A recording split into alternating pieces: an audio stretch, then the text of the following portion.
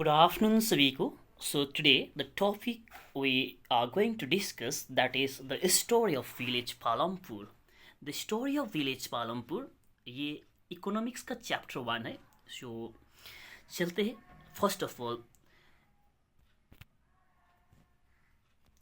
It is a hypothetical village.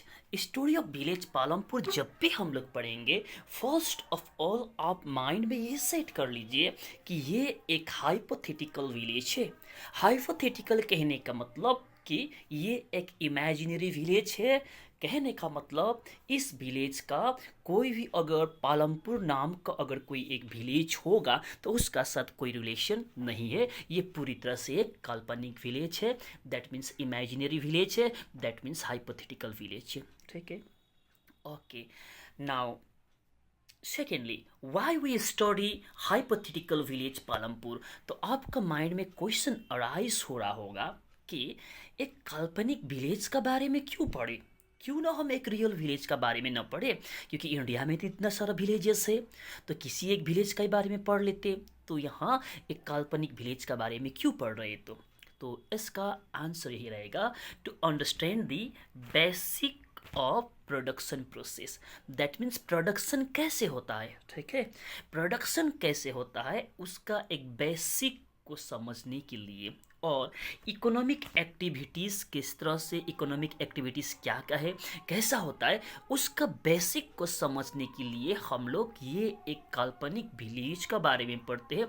और इस काल्पनिक विलेज में लगभग वो सारा इकोनॉमिक एक्टिविटीज़ को इंक्लूड किया गया है.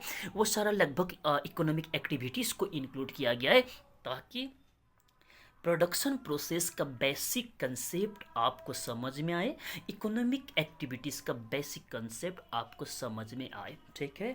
So now let's talk about the village Palampur. That means the introduction part. Okay. अब विलेज पालमपुर का इंट्रोडक्शन हम लोग करते हैं. So first of all, main activity क्या है, विलेज पालमपुर का लोगों का मेन एक्टिविटी क्या है, या तो मेन ऑक्यूपेशन क्या है, तो उस पर डिस्कस करते हैं. तो main activity farming is the main activity. Village Palampur का लोगों का मेन एक्टिविटी है फार्मिंग. दैट मीन्स ऑक्यूपेशन है, वहाँ का लोगों का मेन ऑक्यूपेशन है फार्मिंग. और ऐसे भी विलेज एरिया में फार्मिंग तो मेन एक्टिविटी होता ही है. फार्मिंग मीन्स यहाँ पर आपका खेती भी होता है और at the same time rearing of animals भी होता है ना, पशुपालन भी होता है. So first of all, main activity of the people of village Palampur, that is the farming. Okay. Activity बोलो या तो ऑक्यूपेशन बोलो. नेक्स्ट, अदर एक्टिविटीज़, क्या सिर्फ फार्मिंग ही करते हैं. तो वाकई में नहीं. कोई भी विलेज में सिर्फ फार्मिंग ही तो नहीं होता है ना, उसका साथ साथ किसी भी विलेज में देखेंगे अदर एक्टिविटीज़ में, तो फार्मिंग है तो डेयरी तो होगा ही. ठीक है. दैट मीन्स वहाँ पर एनिमल रियरिंग कर रहे तो दूध का कारोबार तो हो ही रहा होगा, उसका डिफरेंट प्रोडक्ट्स बन रहा होगा, तो डेयरी होगा ही. स्मॉल स्केल मैन्युफैक्चरिंग होगा ना, छोटा छोटा इस तरह का कारखाना वगैरह भी होगा, शॉप्स होंगे, दुकान वगैरह होंगे. तो ये अदर एक्टिविटी भी इस काल्पनिक विलेज जो है, इमेजिनरी विलेज पालमपुर में देखने को मिलता है. Okay. That is the activities. Now let's talk about the transport system. किस टाइप का ट्रांसपोर्ट सिस्टम है विलेज पालमपुर में, उसको देखते हैं. Okay. Palampur is well connected with neighboring village. First of all, what you have to understand that Palampur is not a backward village. ये जो village जो है वेल कनेक्टेड है विथ नेबरिंग विलेजेस का साथ. ठीक है. That means neighbouring villages and town का साथ तो ये वेल कनेक्टेड है. कहने का मतलब ये विलेज जो है वाकई में एक डेवलप्ड विलेज है. It has an all weather road, और पक्का रोड भी है इसमें, ऐसा नहीं है कि कच्चा रोड है. ऑल वेदर रोड से भी कनेक्टेड है ये विलेज. दैट मीन्स ये विलेज वाकई में एक अच्छा डेवलप्ड विलेज है. ठीक है. और मेनी काइंड्स ऑफ ट्रांसपोर्ट यहाँ पर देखने को मिलते हैं. फॉर एग्जाम्पल, बुल्लक कार्ट्स भी देखने को मिलते हैं यहाँ पर, टोंगास देखने को मिलते हैं, बोगीज देखने को मिलते, motorcycle, jeep, truck, we can see you all there. That means ये सारा आपका ट्रांसपोर्ट का डिफरेंट जो काइंड से वहाँ पर इजीली आपने को देखने को मिलता है. बुल्लक कार्ट मतलब जनरली ठेला गाड़ी को कहते हैं. ठीक है. टोंगा एंड द बोगिस आप जानते होंगे, बोगिस को कहते wooden cart drawn by buffalo. जो बुफेलो उसको क्या करते हैं, खींचते हैं ना, तो ये तो आप लोगों ने देखे होंगे गांव में। तो उसके बाद देखेंगे many kinds of transport, topic हम लोगों ने डिस्कस किए। तो next is the health facility. अब वहाँ हेल्थ फैसिलिटी कैसा है, now let's talk about the health facilities. Health facilities, there is a primary health centre, primary health centre है run by the government, okay.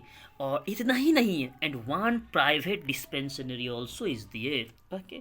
That means health जो facility का अगर बात करेंगे, एक विलेज में जो हेल्थ फैसिलिटी होना चाहिए वो वहाँ पर है। जैसे कि यहाँ पर प्राइमरी हेल्थ केयर सेंटर भी है, प्लस एक प्राइवेट डिस्पेंसरी भी है। तो हेल्थ सिस्टम को अगर देखेंगे, हेल्थ फैसिलिटीज़ वो भी अच्छा है, okay. Next talk about the school. Palampur has two primary schools, two primary schools है, एक गांव है, दो प्राइमरी स्कूल है एंड वन हाई स्कूल है। So it is enough I think. So उस विलेज के लिए ये काफ़ी है, दो प्राइमरी स्कूल होना और एक हाई स्कूल होना। तो एजुकेशन का पॉइंट ऑफ व्यू से भी देखेंगे ये डेवलप विलेज है। Most of the houses have electric connections, लगभग सभी घर में इलेक्ट्रिक कनेक्शन है, तो अच्छा है। और इसी तरह से electricity powers all the tube wells, तो किसान है तो खेती वहाँ करते ही होंगे, ट्यूबवेल्स वगैरह का रन करने के लिए इलेक्ट्रिसिटी का ज़रूरत पड़ता होगा। तो यहाँ का विलेजर्स का पास सभी का घर में इलेक्ट्रिसिटी का वेल कनेक्शन है, और वो इलेक्ट्रिसिटी ट्यूबवेल्स को भी रन करने के लिए भी हेल्प करते हैं, ठीक है। सो फार्मिंग भी काफ़ी मदद करते होंगे, okay. Next, the village is about 450 family. अब विलेज का बात करेंगे तो टोटल उस विलेज में 450 फैमिलीज है, okay. And they belong to different caste, तो होता ही है, एक गाँव में कोई एक पर्टिकुलर कास्ट का ही लोग रहे ऐसा तो ज़रूरी नहीं है, डिफरेंट कास्ट का लोग वहाँ रहते हैं पालमपुर में भी। और उनमें से 80 आर अपर कास्ट फैमिली, ठीक है।